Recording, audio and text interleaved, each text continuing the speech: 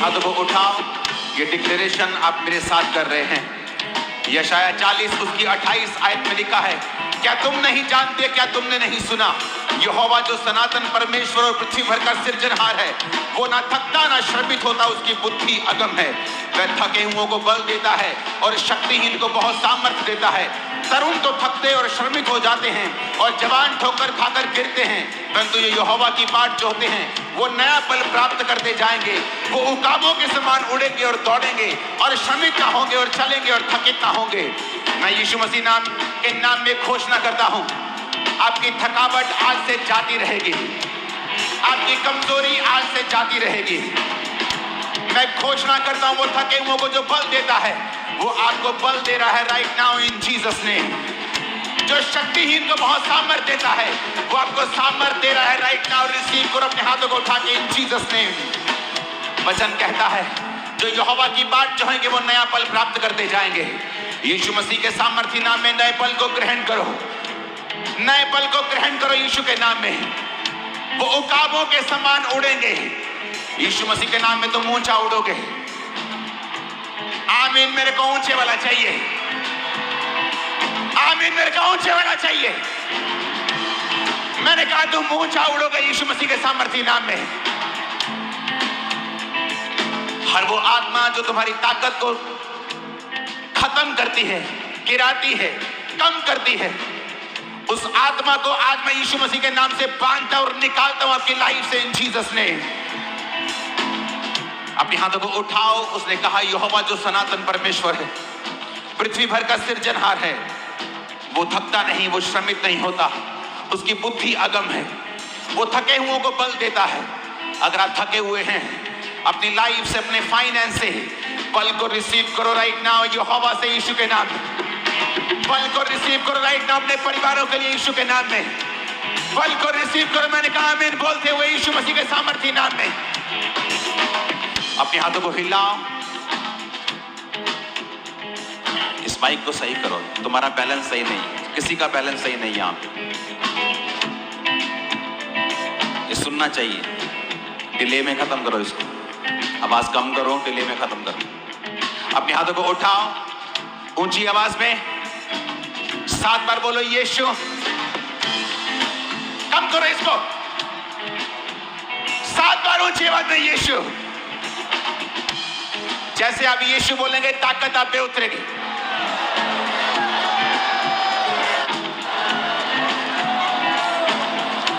उसके नाम को पुकारने वाला कभी लज्जित नहीं हुआ, उसके नाम को पुकारने वालों के मुंह कभी काले नहीं हुए।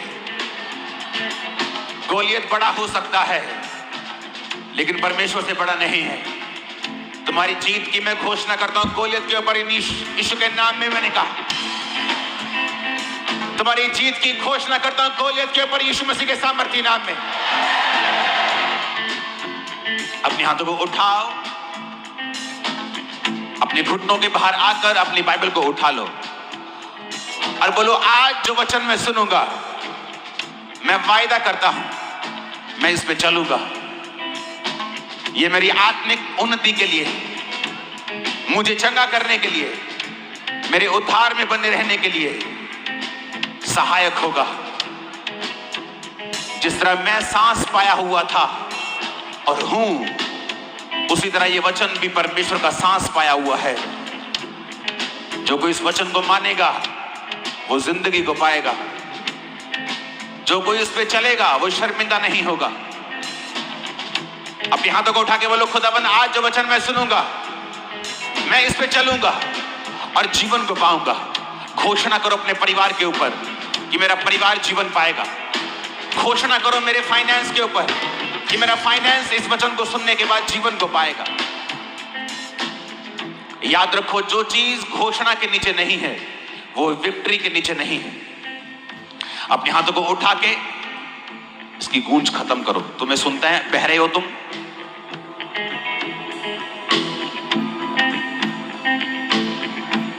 अपने हाथों को उठाकर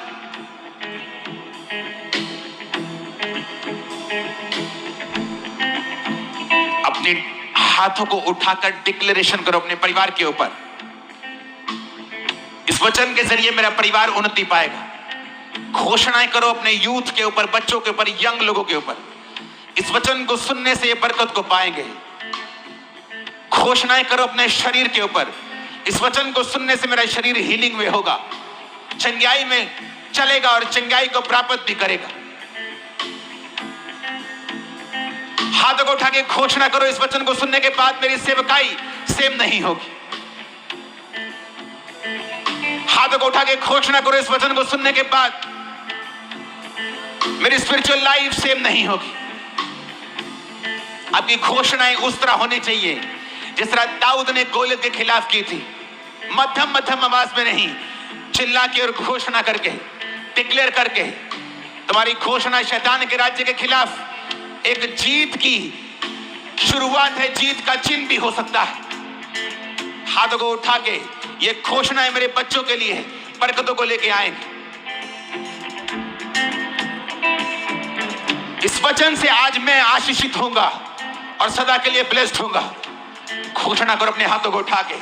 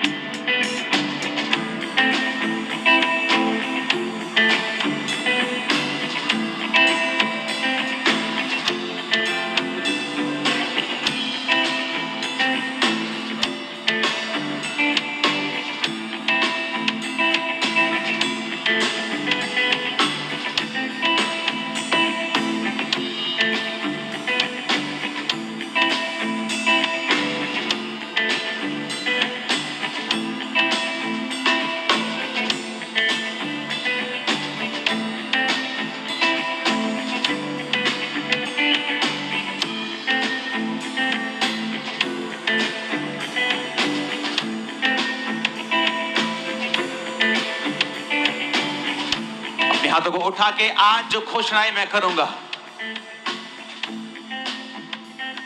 उससे मैं सेम नहीं होऊंगा।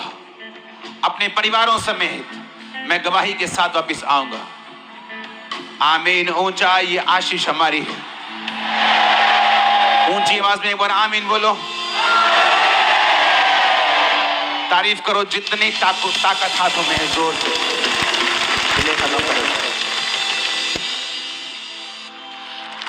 मेरा बिलीव है, सबसे पहले हाथों को उठाओ, ऑस्ट्रेलिया क्रूसेड्स के लिए तारीफ करो जोर से, जोर से, जोर से, जोर से।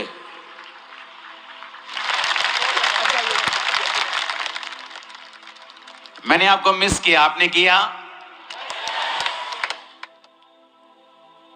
एक हफ्ते से मिस करने से मिस हो जाए तो दूसरे हफ्ता ऐसा लगता है कि बस भाग जाओ चर्च में।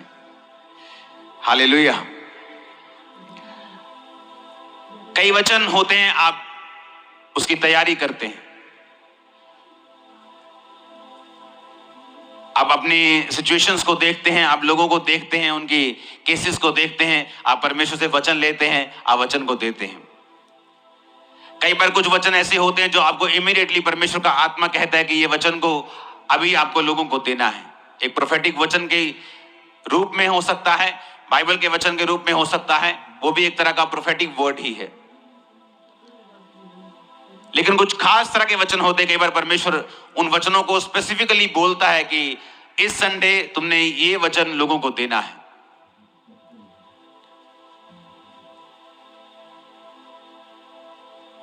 और जब पिछले कुछ सालों में जब मैं मैसेजेस सुनता हूं और लोगों को बोलते हुए देखता हूं कि मैं आपके वचन से मैंने इस तरह से बरकत पाई है, पूरी दुनिया में जब मैं घूमता हूं तो लोगों से मिलने का मौका मिलता है तो वो बताते हैं कि किस तरह से वचन ने मेरी लाइफ और मेरी सेवकाई, मेरे परिवार को बदला है। और आज जब इस मीटिंग के लिए मैं आ रहा था, आज नहीं कुछ दिन पहले की ये बात है कि आज की इस मीटिंग में मुझे कौन सा वचन देना ये परमेश्वर ने कहा है। बहुत से लोग परमेश्वर ने कहा विश्वासी हैं और मेरे साथ अच्छी तरह से चल रहे हैं, लेकिन उनकी जिंदगी में वो विक्ट्री, वो जीत नहीं है, वो शैतान के ऊपर फतेह नहीं है। और उसका कारण परमेश्वर ने मुझे बताया। उसके दो कारण हैं। आज हम दोनों कारणों के ऊपर डिस्कस करेंगे। और आपको यह मालूम होना चाहिए, आज मार्च का महीना स्टार्ट हो चुका है, कुछ ही 2 हफ्तों में ईस्टर का महीना है और आत्मिक गर्मी बढ़ेगी जिस तरह शारीरिक गर्मी बढ़ रही है। तो आपको इन दिनों में फास्टिंग के साथ, रोजों के साथ तैयार रहना है। आपको ये वेट नहीं करने कि मैं रोजे रखूं तो आप रोजे रखें। मैंने इस साल की शुरुआत में एक्स्ट्रा रोजे रख के ये साल की शुरुआत की थी जनवरी मंथ में, लेकिन मैंने आपको वो रखने के लिए नहीं बोला, क्योंकि मैं ट्रेडिशनल रोजों के ऊपर बिलीव नहीं करता हूं। मैं बिलीव करता हूं जब पवित्र आत्मा आपको किसी खास मकसद के लिए अगुवाई करता है तब तक आप वो रोजे रखते हैं। नहीं तो आप हफ्ते में जो 2 रोजे, 1 रोजे, 2 रोजे आपको रखने चाहिए। एक क्रिश्चियन होने के नाते अपनी स्पिरिचुअल एक्सरसाइज को, अथॉरिटी को, जो परमेश्वर ने आपको अधिकार दिए उन्हें यूज करने के लिए, परमेश्वर के साथ जुड़े रहने के लिए वो 2 रोजे कम से कम, मेरा ये मानना है कि आपकी लाइफ में होने चाहिए।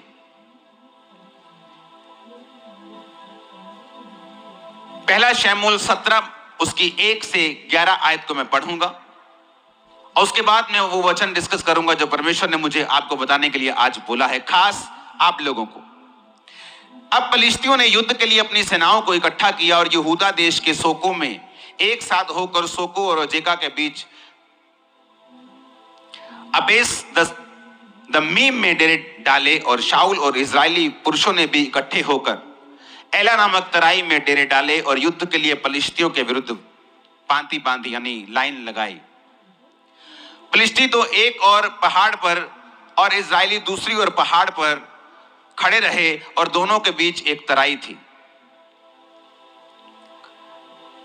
तब पलिश्तियों की छावनी में से गोलियत नामक एक वीर निकला जो गत नगर का था। उसकी लंबाई 6 हाथ 1 बित्ता थी।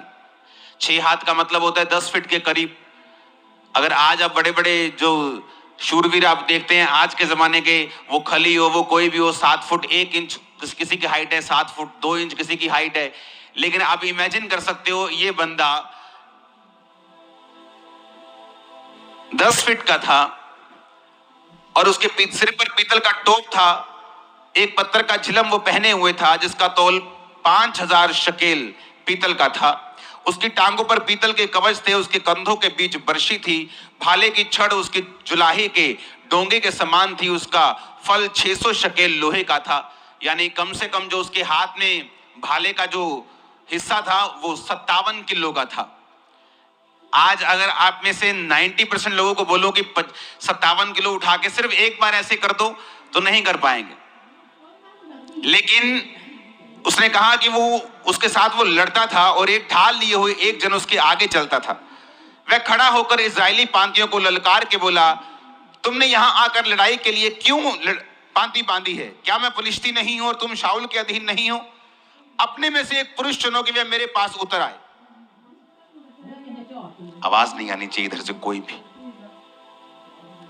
ओके, ये देखो आवाज है, भागो, कंस्ट्रक्शन बंद कराओ। यदि वे मुझसे लड़कर मुझे मारे तब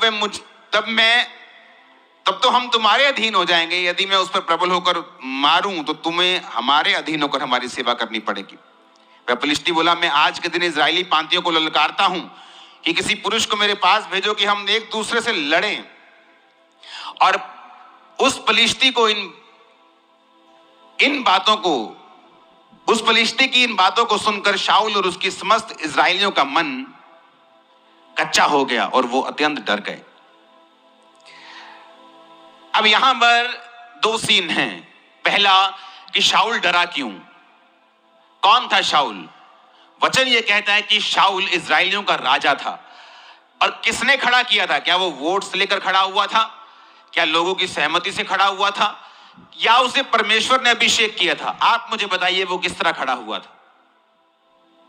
परमेश्वर ने उसे क्या किया था और किसके द्वारा किया था? शमूएल नबी के द्वारा परमेश्वर ने उसका अभिषेक किया। और वचन कहता है कि जब वो परमेश्वर के साथ जुड़ा रहा, जब तक उसने बड़े बड़े राजाओं को मारा और उसने बड़े बड़े राजाओं को जमीन पर ला दिया, क्योंकि परमेश्वर का अभिषेक जो था उस पर था और परमेश्वर का आत्मा उसके साथ था। ऐसी एक भी लड़ाई नहीं थी जिसे शाऊल हारा हो और शाऊल एक भी लड़ाई में शर्मिंदा नहीं हुआ था। लेकिन अब ये क्या हो गया कि एक वीर आके निकलता है और बाइबल कहती है कि इजरायली सारे लोग कांपने लगते हैं और शाऊल राजा भी कांपने लगता है। ऐसा क्या हुआ कि ये कांपने लगा? क्योंकि वचन कहता है कि परमेश्वर के वचन पर चलते चलते शाऊल परमेश्वर के वचन से हटा, उसने परमेश्वर की आज्ञाओं को मानना छोड़ दिया, अधूरी अधूरी आज्ञाओं को मानने लगा, अपने फायदे की आज्ञाओं को मानने लगा, परमेश्वर के साथ अपने संबंधों को तोड़ दिया। और इसीलिए बात गोलियत की नहीं थी, बात यह नहीं थी कि एक 10 फुट का बंदा 50-60 किलो की जुलाहे की डोंगी भाला बर्छा लेके उसके सामने खड़ा है और बड़ा लंबा और चौड़ा है और सैकड़ों किलो का है। बात ये नहीं थी। शाऊल ने पहले भी उसके जैसे बड़े लोगों को मारा था, बड़े राजाओं की उसने सिट्टी बिट्टी गुम की होगी, लेकिन अब ऐसा क्या हो गया कि अब वो उस गोले से डर रहा है। बात यह है, जब एक इंसान परमेश्वर से हट जाता है, जब एक इंसान परमेश्वर की आज्ञाओं में बना नहीं रहता है, वो पाप करता है, मूर्ति पूजा करे या वो व्यभिचारों में जाए, किसी पाप में जाए, परमेश्वर से हट जाए, प्रार्थना खत्म कर दे अपनी लाइफ की, तो वचन ये कहता है कि जो अथॉरिटी होती है, एक अथॉरिटी होती है शरीर की। आपको किसी गांव का सरपंच बना दिया, आपके पास अथॉरिटी है, आप उस अधिकार से काम कर सकते हैं।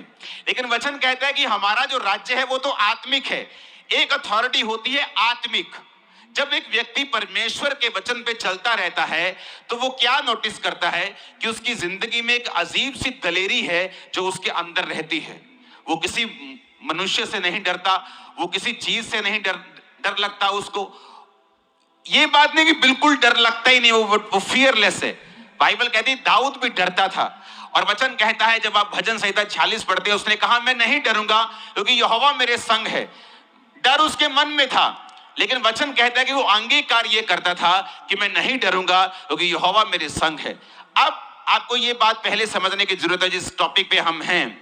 अब शाऊल जो था, वचन ये कहता है कि उसकी आत्मिक अथॉरिटी को वो पाप और अनाज्ञाकारिता के कारण खत्म कर चुका था। कई बार क्या होता है, आप परमेश्वर के साथ आप रिश्ते में होते हैं, आप प्रभु के साथ मेल मिलाप में होते हैं, हाँ, आप रोज प्रार्थना करते हैं, आप पाप से दूर रहते हैं, आप सब तरह से परमेश्वर को प्रसन्न करने की कोशिश करते हैं। इसका मतलब ये नहीं कि आप 100% प्रभु यीशु के जैसे चलने लग जाते हैं, लेकिन आपकी इंटेंशन यही होती हैं कि मुझे कोई ऐसा पाप नहीं जानबूझ के करना, मुझे प्रेयर में रहना है, मुझे वचन पढ़ना है, मुझे रोजों में रहना है। और इस तरह से जब आप परमेश्वर में चलते हैं, एक अजीब सी स्पिरिचुअल अथॉरिटी आपके साथ रहती है। Hallelujah, hallelujah, hallelujah. प्रभु यीशु मसीह के मधुर जिंदा नाम में सभी मसीह भाई बहनों को जय मसीह की। खुदावंत के प्यारे लोगों, कल खुदा के दास ने हमें वचनों के साथ ये बताया था कि जब हम मसीह में अच्छे तरीके से चलते जा रहे हैं, हमें खुदा का डर भी है, भय भी है, और जीवन में कोई पाप भी नहीं है। कोई पाप होता है तो हम 100 बार तौबा मांगते हैं, जाने जाने में कोई गलती हो जाती तो बार बार हम परमेश्वर के सन्मुख जाते हैं, क्योंकि हमारे अंदर डर है कि परमेश्वर हमसे नाराज़ ना हो जाए, हमसे कुछ ऐसे काम ना हो जाए जिससे परमेश्वर को हमसे थोड़ी नाराज़गी हो। तो परमेश्वर के दास कहते हैं कि अगर आप ऐसे मसीह हो, आप अच्छे चल रहे हो, फिर भी आपके जीवन में बदलाव नहीं हो रहा, मतलब आपके घर में ब्लेसिंग नहीं आ रही है, छुटकारा नहीं आ रहा है, गवाहियाँ नहीं आ रहा है, तो इसका मतलब आप तो सही हो, आपकी प्रार्थना भी सही है, पर क्या है, आप अधिकार को यूज़ नहीं कर रहे हो। आप अधिकार नहीं ले रहे हो कि आप कौन हो, आप किसकी संतान हो और आपको क्या मिलेगा, आपके लिए प्रभु ने क्या रखा है। वो अथॉरिटी, वो अधिकार शायद कहीं ना कहीं हम अपने जीवन में नहीं ले पाते हैं। हम ये समझते हैं कि हम कभी अच्छा बन ही नहीं सकते, हम अच्छा कर ही नहीं सकते, पर परमेश्वर कहता है कि अगर तुम मेरे रास्तों के ऊपर चल रहे हो, दिए गए वचनों के ऊपर चल रहे हो, तो तुम मेरे उन आशीष बरकत को लेने की हकदार हो, तुम्हारा ये अधिकार है। हालेलुया। और मेरा विश्वास है कि आज हमने वचनों के द्वारा उस अधिकार को जान लिया जो परमेश्वर ने हमें दिया है। एक बेटे के रूप में प्रभु ने जो पृथ्वी पर हमें अधिकार दिया, हम उस अधिकार को समझ लेंगे और हम उस अधिकार को इस्तेमाल भी करेंगे ताकि हम बहुत सारी ब्लेसिंग को लेके आ सकें। हालेलुया। चैनल को सब्सक्राइब करें, लाइक करें एंड शेयर जरूर करें। इसका दूसरा भाग शाम को आपको 4 बजे मिलेगा। मेरा विश्वास है वो उस भाग में भी हम बहुत सारी आशीष और बरकत को प्राप्त करेंगे। जय मसीह की सबको, प्रभु आपको बरकत दे, आशीष दे।